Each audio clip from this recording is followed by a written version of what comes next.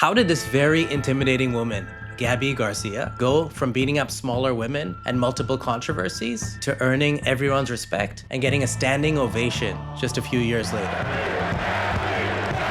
In this video, we're not only gonna go into the real Gabi Garcia story, I'm gonna tell you what it was actually like for me to get to know her, how crazy she is in real life, how I played a part in rewriting her story, and at the end of the video, I'll even show you some gifts she gave me personally that I've never shown anyone before. So Gabi grew up a big girl in Brazil, and at 13, she started jiu-jitsu. And Gabi was hard to miss. Gabi is 6'2" and weighs at least 95 kilos, aka 210 pounds. So Gabi often wound up in like all these cartoonish mismatches where the women were like way smaller than her, especially in the absolute divisions. And I noticed something rewatching these old matches of Gabi. If you look at her face at the end of every single one of these matches, she looks so relieved. She clearly had no confidence going into these matches despite the giant mismatch in size. And that's because before this tournament, before jiu-jitsu even, Gabi was always bullied.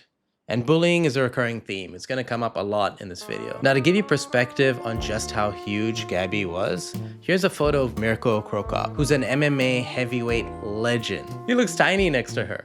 Now, of course, because of her unusual physique, Gabi was accused of being on steroids, which she denied all the time. But in 2013, she actually ended up testing positive for banned substances. And I think this Reddit post here summed up the sentiment about Gabi pretty well at the time, which is, if you have a 50-pound weight advantage, like why do you still need steroids on top of that? Much to everybody's surprise, like a year later, she was actually cleared by USADA, the testing body. And it doesn't help that at the same time Gabi's denying being on steroids, she appeared on The Ultimate Fighter and she took down Wanderlei Silva. And for those of you guys who don't know who he is, he's a terrifying fighter who people call the Axe Murderer. He's no tiny fellow himself, and look at her, she just manhandles him. So in this first era, Gabi's beating the hell out of a bunch of smaller people. She claims she doesn't do steroids, and every time Gabi competed, the crowd let her know exactly how they felt about all of this. They booed the hell out of her. In fact, here's a direct quote from Gabi. "I've heard so much booing in my life that I do not want even my enemies to hear the boos that I've experienced." Now, I don't know if it's all the booing or the growing public spotlight on Gabi, but in 2015, she underwent this like massive physical transformation and started posting about it very publicly. In fact, during that time, somebody claims that they actually found like her Tinder profile, and I don't know if this is real or what. I mean, it looks pretty real to me. So it truly was like her hot girl summer. And it was during this time that Gabi opened up on all the bullying she encountered in her life as well. And I can't imagine the experience of being a teenage girl that's much larger and much stronger than anybody else, and the things people must have said about her. Gabi took all that frustration and bullying that built up over the years, packed it in a suitcase, and went straight over to Japan. Now, for those of you that don't know, the MMA scene in Japan, especially during that era, was crazy. Like, Japan had these MMA events that were larger than life, they were super theatrical, they were super elaborate, 50 to 100,000 people watching in an arena, millions watching at home. They literally encouraged steroids. These things were run, by the way, by the Yakuza, which is like the Japanese mafia, and they paid you in cash. Now, in case you're wondering if they brought Gabi over all the way from Brazil because of her technical skill and because they respect her a lot, they called her the Lady Beast. Now, Gabi's first fight was against an American pro wrestler, and this was a wild affair. Gabi gets dropped early, they're just both swinging wildly at each other, and then Gabi pulls off this crazy spinning back fist type knockout, and then just like ground and pounds her for a victory. She just celebrates as usual, just emotional. And like, this was just her introduction, by the way. This is just the first of several fights she had in Japan. Gabi's next match was against a Russian Sambo champion. Gabi just kind of smothers her and lays on top of her. Then she gets in a mount, and look at the size difference between two of them. Gabi continues to kind of whack on her a little bit, eventually just ripping that tiny arm off of her and getting the armbar finish. Look at the size difference. Next, Japan decided, what the hell, let's just put Gabi up against a 200-something pound female American football player. And in this match, Gabi actually played to her strengths. She dragged her down, had some good control, gave her some ground and pound, even some really nasty looking knees. Eventually, Gabi gets on top and goes for this Americana finish, gets a submission. Look at her celebrating here. How do you not love this era of Gabi? The world begins to take notice, right? And it's around this time Joe Rogan, and this is pre-MAGA, pre-Trump, pre-COVID scientist, Joe Rogan calls out Gabi for steroid use very publicly on his very large platform. Gabi is then set up to fight Shinobu Kandori, a Japanese pro wrestler who pulls out of the fight because of rib injury. I don't blame her. I would pull out as well. Who the fuck wants to fight Gabi? In December of 2016, Gabi signs up for a match against Yumiko Hota, another Japanese pro wrestler. And this is where shit just gets bananas and Gabi reaches another level of fame. So Gabi was 8 inches taller, 18 years younger, and something like at minimum 40 pounds heavier than her. And to say this match went viral is beyond an understatement. Like, just look at the size difference between these two. And I don't know if the lines of communication were crossed somewhere, right? And she thought it was meant to be a pro wrestling match because Gabi clearly didn't think so. Gabi grabbed her the first chance she could and just started beating on her. And this poor old woman is running away. She's literally running away, fearful, trying to get away from Gabi. And Gabi just pounds on her and pounds on her. Eventually she crumbles and Gabi just pounds her out. And you look at this old lady's face, just bleeding. And you can see why something like this would make worldwide headlines, right? Giant woman smashes tiny Japanese grandma. Now, if the PR against Gabi wasn't good, Joe Rogan talking about it on his podcast only made it worse. By the way, it was also around this time, which is why it was one of my favorite Gabi eras, where a video went viral of Gabi beating a 6'2" male MMA fighter in an arm wrestling contest. And this guy, I believe, was Chris Cyborg, who's another pretty terrifying woman's boyfriend. And she posted it all over the internet. By the way, if you look up this man, it also says here that he fractured his penis in Malaysia. So I don't know what the story is there. I'm not going to touch that one for now, but maybe something I'll revisit one day. 2017 was a really rough year for Gabi. So Gabi decides to follow up all the bad PR from her last match, fighting a tiny Japanese woman by fighting another tiny Japanese woman. This time it's in a sport called shoot boxing. It's like Muay Thai, but with some grappling allowed when you're standing. Again, the size difference is insane, and this poor tiny Japanese woman looks concerned, as she should be. So Gabi shows no regard for the size difference, peppering her with knees and kicks. Then Gabi knocks her down and does something illegal. You can't hit somebody when they're on the ground in shoot boxing. So the referee goes to Gabi, like, hey, don't do that. It's completely not allowed. Are you okay? Yes, I am okay. Then he goes to Gabi, you understand now? You get it, huh? Gabi knocks her down again and then proceeds to kick her immediately in the head. What? What did I do? Not that long later, it basically looks like they just got some lunch lady off the street to fight Gabi, and within 17 seconds, Gabi delivered a brutal eye poke to her, and the match was just called off immediately. And if you think that was bad, Gabi got rebooked to fight against the Japanese pro wrestler that injured her rib, Shinobu Kandori, and there was a lot of press and a lot of marketing in this event, and Gabi missed weight. And not only did she miss weight, she missed weight by 28 pounds. She was called a disgrace by the media and by Shinobu, and she had to apologize and was crying after. And it was a really, really horrible time for Gabi. 2018 was kinder to Gabi. She fought Veronica Futina over there in Beijing and won via rear naked choke, and then fought Barbara Nepomuceno and won that match via Americana submission as well. So Gabi leaves Japan, right? Still with the reputation for steroids, still with a reputation for beating up smaller people, in addition, a reputation for beating up older people, and she also leaves Japan with a pocket full of cash, which leads to our next era. In 2019, Gabi, seemingly out of the blue, gets married, and there are brutal headlines about this all over Brazil and all over the world. The media is ruthless, talking about how her arms looked, calling her the muscular bride. They even called her Brazilian Godzilla. And there are a bunch of wedding photos and videos released, and Gabi, I mean, she looks sweet, she looks touched, she looks emotional, she looks happy. And her husband, he's kind of got like a Tinder swindler look about him. Like, I ain't saying he's a gold digger, but he ain't messing with no broke Gabis. You know what I'm saying? And speaking of gold, Gabi returned to ADCC that year. And just to recap, by the way, that's 4 ADCC gold medals, most for any woman in history, 11 Pan Americans, and if you add it up, something like 18 world championships, IBJJF Hall of Fame. So this is a legacy in jiu-jitsu, especially amongst females, that will never be touched. Now, the next era for Gabi lasts about 3 years, and it's a complete shift. Gabi is less in the spotlight. She's competing much less. She starts losing a bunch of matches, especially to like smaller women. Her physique starts to fluctuate a bunch, and generally she's just way out of the spotlight suddenly. And despite losing to smaller women, Gabi starts calling out Gordon Ryan, who's basically the best competitive male grappler of all time. And that brings us to the next era, where Gabi finally breaks her silence. In 2023, Gabi comes out and publicly accuses her husband. We're talking physical violence and psychological abuse. And how do people respond to this woman crying out for help? They make jokes, not just privately, like publicly. People are making fun of the fact that how can this big woman get beat up by her tiny husband? Well, Gabi came with the receipts.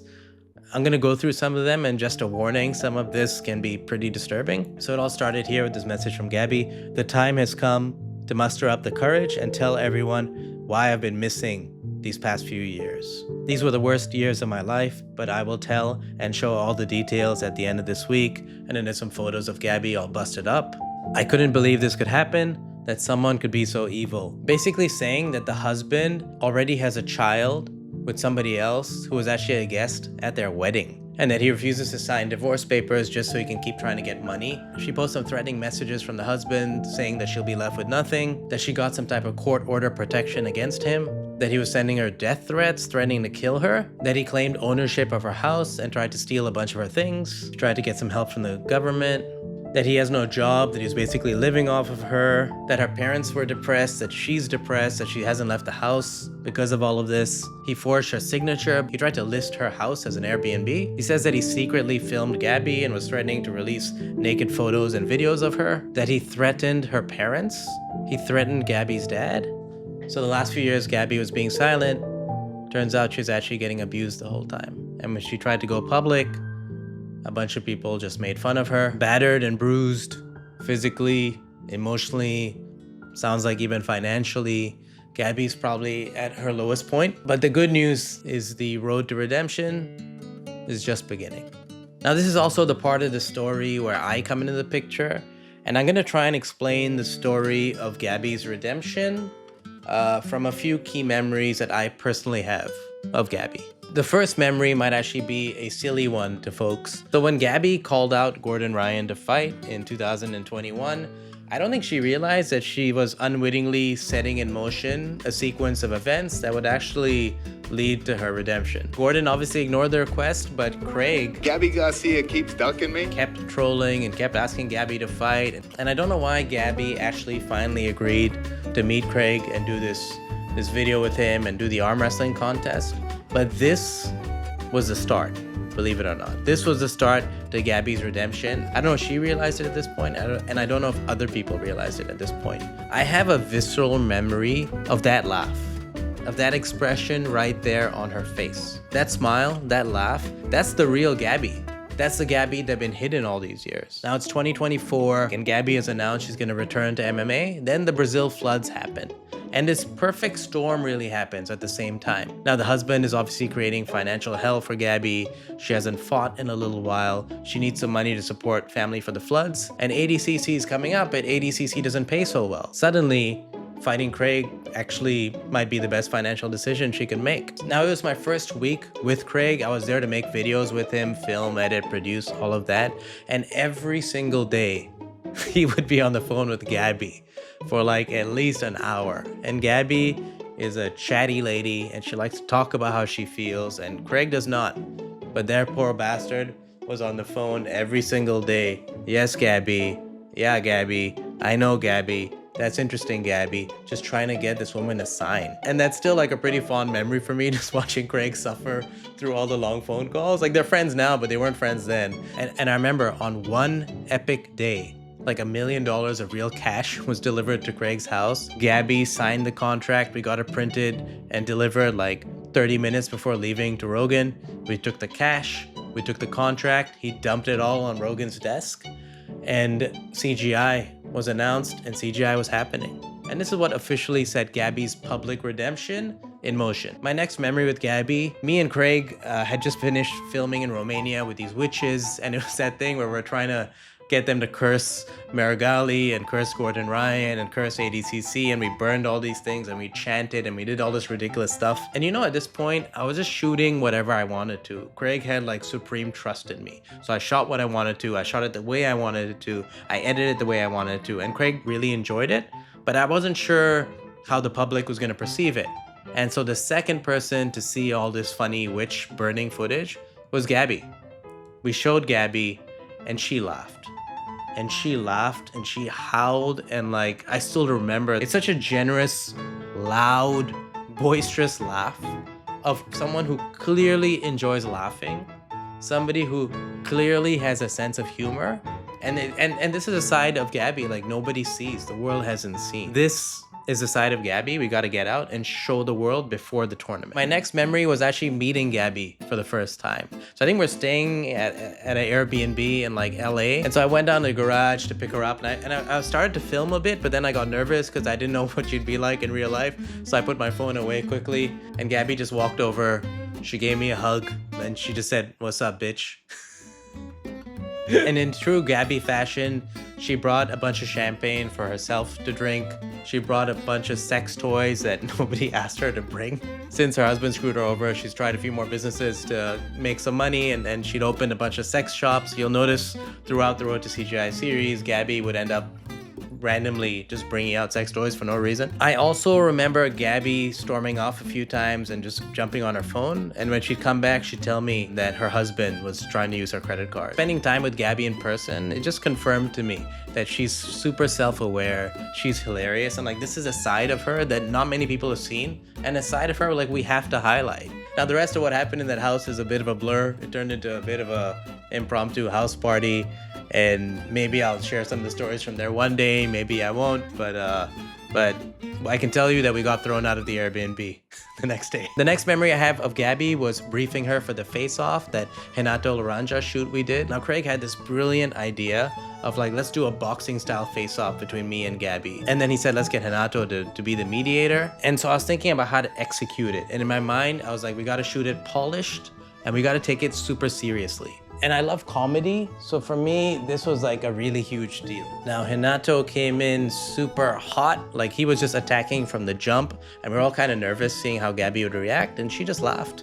Like she played it off, she was super cool, and I just threw in some minimal direction whenever I needed to. And not only did this whole thing become a good platform and showcase to show that Gabi could take a joke, she finally admitted during that very interview that she took steroids. And it was one of those things where like me and Craig were chatting after, and we're like, is this the first time she ever actually admitted to steroids? It's such an important part of her story that she's able to take ownership of this, right? So the material we shot added up to about an hour and 43 minutes across 3 cameras, so it's like 6 hours of footage. So I spent the next 2-3 days not sleeping much, chopping it down, organizing it, timing jokes, etc. And I think 2 big editing decisions I made early were to have Gabi make the first move, meaning Gabi stole Renato's drink early and drank from it, so that when the guys made fun of her, it didn't just feel like, oh, these guys are picking on a lady, you know? This woman also is the one giving and taking. And then also I had her smiling and laughing and looking at Craig early. I made sure they made some eye contact early, so you know they're both kind of like in on the joke and a bit nervous. And that way the audience is at ease, people are relaxed, and then we can kind of go at each other hard with the jokes. And I was super happy with how the video turned out. We were all super happy with it. It ended up getting like 1 million views. It had more than 100 million impressions, and everywhere we went, people could not stop talking about that video. And it felt great. It felt real good. And you can see in the comments, like the tide was starting to turn on Gabi. So my next memory with Gabi was all around that controversial kiss. So we started working with Gabi a few days before the tournament to promote and market. And by this time, I feel like Gabi had started to understand the brief, you know? Like this was not Gabi of old trying to be very stern and serious. She was laughing, she was playful, she was bullying people in a playful way. She was like in on the joke, but still playing her part in the storytelling, meaning she still was creating curiosity about what was going to happen in the match. Now, Craig had the idea for the kiss for quite a long time in terms of marketing. The day the kiss was supposed to happen, Gabi just didn't want to leave her house, and Gabi's Gabi, you never know what the fuck she's thinking. So we weren't sure, but we just went ahead to the arena and started setting up anyways. And to Gabi's credit, she showed up. She was game for the kiss. She acted pretty well. And I think part of the acting was method, because just for a little insurance, when Craig went in for the kiss, I think he headbutted her a little bit. So she actually had a real like shocked reaction. So we put that online and the media went wild with it. And you know, credit to Craig again, brilliant fucking ideas. And I think, you know, that's our dynamic, right? Like, he has an interesting life. He has really amazing ideas. My job, I felt, was to pick and choose which stories were interesting, try and capture them in the most authentic way, edit them and release them in the funniest way. And kind of, we worked really well together that way. My next memory of Gabi was actually after her super fight with Craig. So how does it feel now that you finally got it done and you can put this rivalry with Craig in the past? I wanna cry. And the crowd just absolutely adoring her.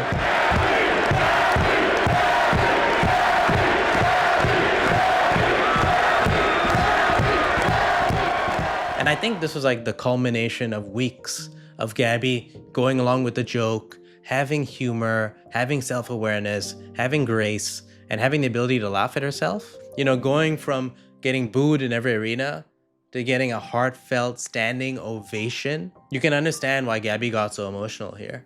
All right, I promised some gifts from Gabi, so here we go. This, by the way, is my box of trauma, box of memories and souvenirs from traveling with Craig. First gift, and I don't know why she made this, was for CGI 2024. She made Gabi Garcia lip balm. It's berry flavor. Tastes like Gabi's lips. I won't tell you which ones. I have Craig's lip balm here as well. So here's a little mwah. See, I have Gabi's gift of friendship. She messages me from time to time, but obviously no gift can beat her autograph. Actually rubbed off. I guess nothing sticks to this, which is the sign of a good butt plug. But you know what this thing is actually really, really good for? Pointing at this video right here. The next video you should watch after this one. I don't think anybody's ever ended a YouTube video this way. The algorithm thinks you love this video being pointed at by this butt plug. I'm gonna leave this to somebody in my will.